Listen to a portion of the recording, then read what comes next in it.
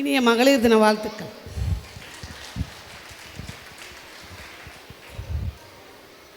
என் பையன் அழுகையை நிறுத்தலாம் தூக்கிட்டே வந்துட்டேன் மேடைக்கு. ஒரு பெண்ணால் எதை வேணாலும் நினச்சா சாதிச்சிடலாங்க.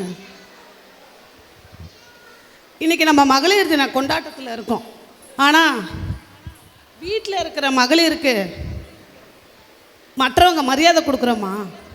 ஒரு வருடமும் மகளிர் தினம் கொண்டாடும் போது நம்ம வீட்டில் இருக்கிற மகளிராக இருக்கிற மகளோ மனைவியோ இல்லை மருமகளோ இப்படி இருக்கிறவங்களுக்கு நம்ம என்னைக்காவது மரியாதை குறைவாக நடந்துகிட்டு இருந்திருக்கோம் அப்படின்னா ஒரு வருஷமும் அதை மாற்றிக்கங்க.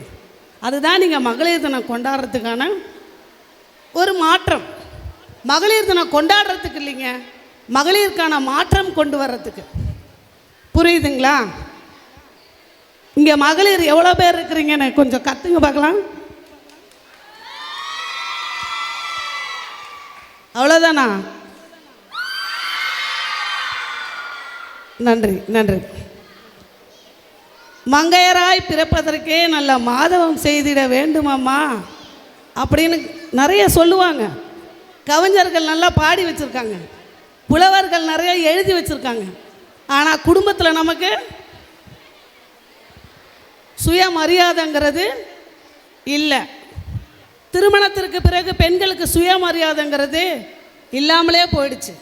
ஒவ்வொரு மகளிர் தினத்தன்றும் குடும்பத்தில் இருக்கிற பெண்கள் தன்னோட சுயமரியாதையை காப்பாற்றிக்கிறதுக்காக கண்டிப்பாக நீங்கள் எல்லாரும் கல்வி அப்படின்னு ஒன்று கற்றுக்கணும். படிக்காத எந்த ஒரு சுயமரியாதையும் நம்மளால் உருவாக்க முடியாது. ஒரு பெண்ணுக்கு கல்விங்கிறது கண்டிப்பாக தேவை. அது திருமணத்திற்கு முன்பு நீங்கள் படித்திருந்தாலும் திருமணத்திற்கு பிறகு அந்த கல்வியை கொண்டு கண்டிப்பாக